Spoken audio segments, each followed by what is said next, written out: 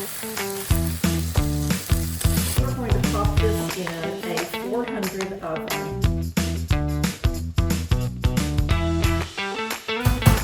it's not that hard. First thing I'm going to cook is I'm going to roast spaghetti squash.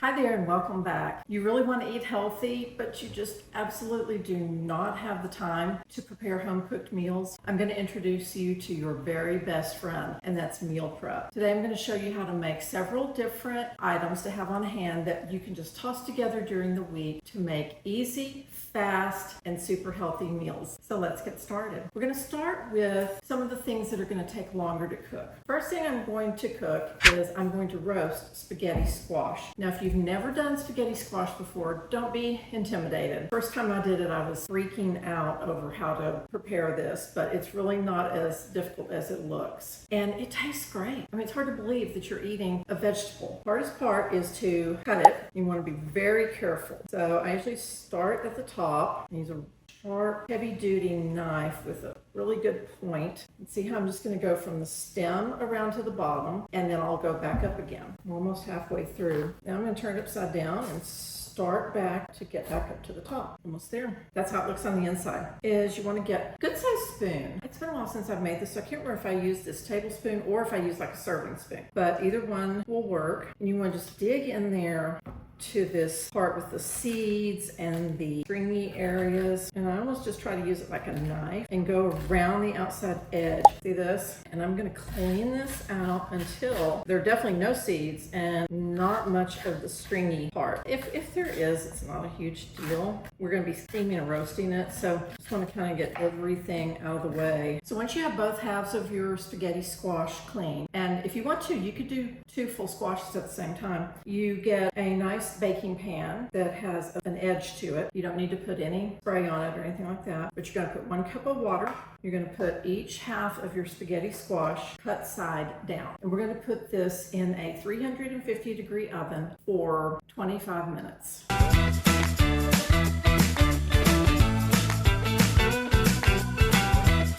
The next thing we're going to cook is an entire package of bacon. Now you may be thinking, bacon? Well, this is uncured bacon, no antibiotics, no added hormones ever, and no sugar. So, especially if you have kids or you have anyone in the house that has to get up and be somewhere early in the morning, it's amazing to have bacon ready to go. And all you have to do is just heat it up in the microwave or in a skillet for a couple of minutes. So the way we do this, I have first covered a baking sheet in aluminum foil. Then you take like a little rack, cake rack, that on there, they typically fit right into this size cookie sheet. And this is so easy, you're just not even gonna believe how easy it is. The thing I like about it is it makes the bacon perfectly flat. So this is really great if you're having a brunch at your house. And another thing you can do with this bacon, you can crumble it up in a salad, all sorts of things you can do with it. Crumble it up in some type of pasta or rice dish. You could crumble this up with the spaghetti squash that we're making. But it's so easy. I think the cleanup is pretty easy too with the aluminum foil on here. And the other thing too is that you don't have to stand and watch it like you do bacon in a pan on an oven. I actually recommended this to my daughter for college, that she could just make 1 batch on like Sunday and then she could eat a couple of pieces for breakfast. So we are going to pop this in a 400 oven for about 17 or 18 minutes. If you have really thick bacon, you can go about 22 minutes. So just keep an eye on it and see when it's cooked to your liking. My next item is a filet mignon. I'm going to season this and I'm going to put it on the grill. I'm only going to make 1 because my husband prefers a different cut of steak. Filet mignon is really my favorite. Oh, this is really pretty. And what I do with this is I grill it and I slice it up in salads throughout the week. You can do a lot of things with filet mignon. You can chop this up and put it in your eggs or make an omelet with it. You can put it in some sort of wrap. So I'm just going to put like it already went, the tiniest bit of white pepper. I'm going to do a little bit of smoked paprika. Then I'm going to do a little garlic salt. These are all organic spices. Garlic salt on the last. I'm going to flip this over. Do a little bit on the bottom. Just going to let this sit for a little bit. I've already got my grill heating up. I'm just going to put this aside for just a few minutes while we're working on it. The next thing we're going to get started on are boneless chicken breasts. Okay, these, possibilities are endless with these. I love to keep these on hand. I have a really great recipe for these. So what I do is I go ahead and kind of trim them up, remove anything that I'm not in love with. Fortunately, these look pretty nice. Of course, these are organic. I got 4 of them. I wish I had more, but maybe I have 5.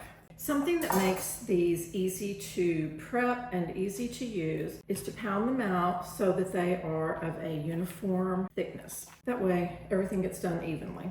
So I turn them, you know how there's always like the one side that's like perfect and slick. I put that side down. I get a piece of some sort of cling wrap or the press and seal, which is what this is, cover the top. I have my mallet and I just go through and pound these a little bit to get them to the same size. See, it's not that hard. This one's really big and thick. So see, that one would not cook at the same rate as the others.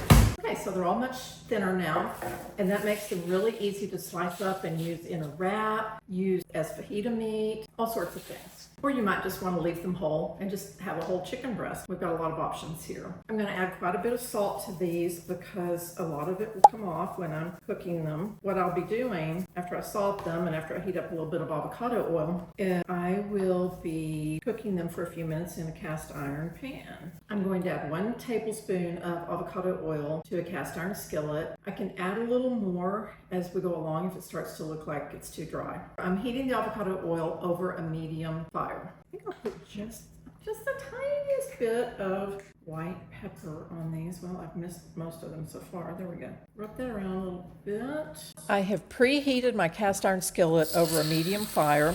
My husband gave me this gorgeous Le Creuset skillet a couple of years ago.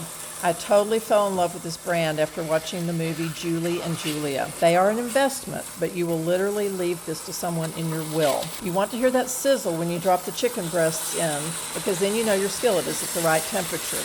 Don't worry about only cooking these for a few minutes on each side, because after browning, we will put these in the oven for a few more minutes so that they will continue to cook all the way through. As I'm turning, you will see that little bit of golden color. That's the flavor. I could have gone a little bit darker with these, but I don't want them to get dried out. Either way, they will taste great. Timer went off and the bacon is ready. Look how perfect that is. You want to be very careful when you remove this from the oven. You'll have a little bit of grease, probably not a lot if you use a good high quality bacon. See how perfect it is? Now I have the bottom oven set for 375 because we're going to put the chicken breasts in to finish cooking them after they have been browned. The chicken breasts are going to go in the oven just for about 10 minutes.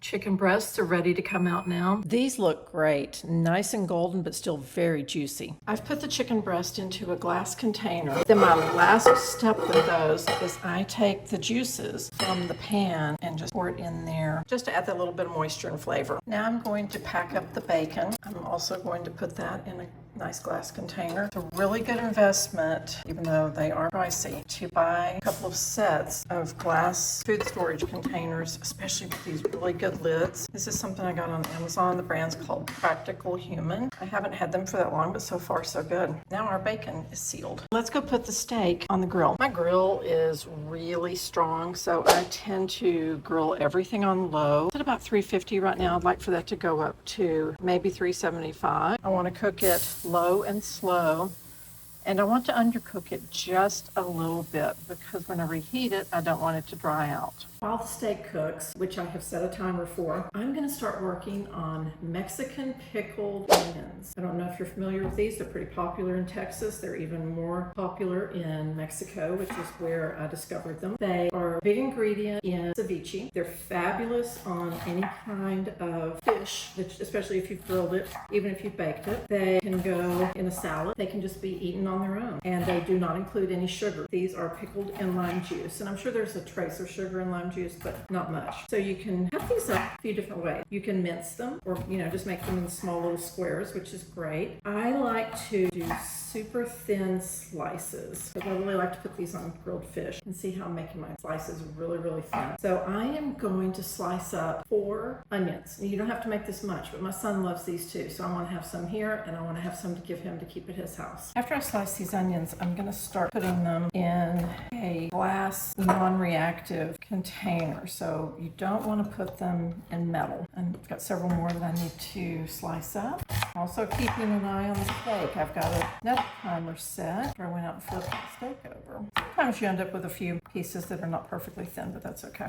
I just brought the steak in. I'm going to cover this with some foil and let it sit because it will continue to cook just a little bit. Next step with the purple onions, pour some boiling water, just enough to cover them. We're going to let this sit for 10 seconds. Alexa, set a timer for 10 seconds. 10 seconds. Starting now. Stir them around just a little bit to hopefully get everything covered in the hot water. You're not going to believe how these end up looking by the time we finish, even with just Alexa, end timer, even with just a couple of steps. So that's been our 10 seconds. I'm going to take these over to a colander and strain them. I like to use these French glass canning jars because they are airtight. I ended up with more onions than I expected. I have a little third jar. These are amazing. See how purple they are now? Purplish pink. Gorgeous. So the spaghetti squash has been finished for quite a while. Now it's time to shred it. Cutting the squash was the hard part. This is the super easy, fun part. Isn't it amazing how easily you can just scrape this out and it looks like spaghetti? So I'm going to do both of these. I'm going to put those in a container because I may be using these later on tonight to make a vegetarian pad thai. Speaking of the vegetable pad thai, if you saw my recent vlog, you will see that I roasted a whole bunch of shrimp and I did 3 pounds so that I would have some left over. And the intention for that was that I would use the shrimp for this pad thai that I want to make tonight. So shrimp is another thing that you can definitely food prep, but it's only going to keep for a couple of days. Now I'm ready to cut up other vegetables to have on hand, and I've already washed these bell peppers. I love the red, orange, and yellow. Not a big fan of the green, but my husband can dip these in hummus, and I will probably use these in the pad thai recipe. It always works better if you cut them from the inside. I don't know, for me, it's like the knife just slips off on the outside. I'm just going to cut these real thin. That way they're great for dipping, and they're perfect for my recipe. You can put them on salads. These will stay good for several days. You know, bell peppers, they don't go bad super quickly like some other vegetables. You can do a lot with red bell peppers. They're sweet, and when you roast them, oh my gosh, they're so delicious. If you haven't tried that, definitely try it. In fact, for the hummus, if we make some homemade hummus, which I'm thinking about doing, definitely want to put some roasted red peppers in it. So good. I'm going to have all the recipes for everything down below. I love onions of all kinds. These are yellow onions, and I want to slice these up super thin. Keep on hand for caramelizing or for putting in a salad and eating with a meat dish or on a burger or whatever. So many uses for onions, and I love everything that's in the onion family. Garlic, green onions, shallots, you name it. So I'm just going to slice all these up, put those in a container. Finally, we're going to make something else for breakfast to go with that bacon. We're going to make some overnight oats. I have these containers that I bought on Amazon that I have been dying to use. So let's give them a try. Take the lid off, and got a little section in there where you could add some nuts, you could add some berries, seal it all up and leave it in the fridge overnight. So let's get started on this. So the first thing we're going to add will be, I'm going to make 2 of these. So the first thing we'll do is we'll have old-fashioned rolled oats. We're going to add a half cup, other half of a cup in. Then we're going to put a half cup. I'm going to use almond milk, but you can use whatever kind of milk you like, cashew milk, regular milk, oat milk, whatever. So I'm going to put a half a cup of milk in here, other half of that cup in there. Right, then we're going to add 1/4 of a cup of Greek yogurt. I'm actually using, it's not Greek yogurt, it's sheep's milk yogurt, probably just as good, if not better, than Greek yogurt. 1/4 of a cup in each one of these. I feel like this is the kind of recipe that if you get reasonably close on your measurements, it's still going to be fine, as long as everything's moist enough and not too moist. We're going to add 1 tablespoon of chia seeds. Lots of good protein, more fiber. Then we're going to add 1 tablespoon of maple syrup to each one. We need to add 1/3 of a cup of blueberries to each one of these, but half of that 1/3 needs to be mashed. Not sure how I'm going to do that. I think I'll just use this knife. That here. Do the same thing with this other cup. Now we want to add 1/4 of a teaspoon of vanilla to each one. I might have a little bit of a heavy hand on that vanilla. I love it. We're going to add a pinch of salt to each one. I've got my Redmond real salt. Final ingredient is some lemon zest. Calls for a half a teaspoon of lemon zest. I'm going to just sort of eye that. I'm going to just stir this up. This needs to stay in the fridge for at least 4 hours. I'm thinking definitely overnight is probably best. I've never had overnight oats, so I'm kind of excited about this, especially with the chia seeds. I have 2 things for these little compartments here. So I'm going to fill the larger compartment with sliced almonds that I can have in the morning when I go to eat this. You know what's great about these containers? They actually include, this is pretty cool, they include a spoon in the lid that you just fold out. I got these on Amazon. So the great thing is you can just grab this and take it with you in the morning. If you're going to an office, your kids are going to school, whatever it is, they can eat that in the car, and not if they're driving. I'm also going to add some coconut shreds, unsweetened, just a little bit of that. Gives it a nice texture though. But yeah, you can take this with you. Okay, so I sealed up the overnight oats. Those are ready to go. We've got pickled onions, we have bacon, we have a filet mignon, we have sliced regular onions, we have chicken breasts, we have shrimp, we have more pickled onions, we have sliced up bell peppers, and we have lots of spaghetti squash. So we're all set for breakfast. We have bacon and overnight oats. We can make salads. We've got lots of protein. We can make dinners, lunches, whatever it is, omelets, anything you can think of. I hope this has really helped you figure out a way that you can be more prepared for the week and stay on track with your healthy eating through meal prep. So thank you for joining me today. Please like this video. Please consider subscribing if you haven't already. Please tell your friends about my channel. We are all about health and wellness. Can't wait to see you next time. Bye-bye.